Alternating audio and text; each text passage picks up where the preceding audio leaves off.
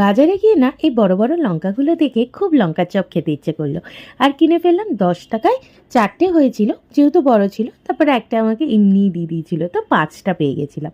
তো 4টে লঙ্কার ওপরে করছি। প্রথমে দেখতেই পেলে পেঁয়াজ, আদা, রসুন, কাঁচা লঙ্কা ওগুলো একটু চপ করে নিলাম।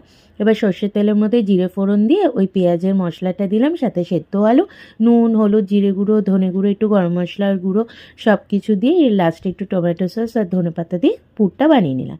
এখানে বেসন, চালের গুঁড়ো, একটু হলুদ, নুন দিয়ে ভালো করে ব্যাটারটা করে নিলাম। এবার এই লঙ্কার পেটের ভিতরটা ভালো করে পরিষ্কার করে নিয়েছিলাম, দেখেছো। এবার আলুর পুরটা ভরে দিলাম। এবার এই ব্যাটারের মধ্যে না একটু গরম তেল দিলে না বেশ মুচমুচে হয় ব্যাপারটা। তো ব্যাস, এবার ওই লঙ্কাগুলো ডুবিয়ে ডুবিয়ে গরম ছাকা তেলে একদম ভেজে নিলাম। আর গরমা গরম এরকম লঙ্কার চপ আর মানে স্ন্যাক্সের জন্য তো খুবই ভালো, বুঝতেই পারছো এখন শীতের সময়। তো একবার ট্রাই করে দেখো, আশা করি ভালো লাগবে। আর ভালো লাগলে একটা লাইক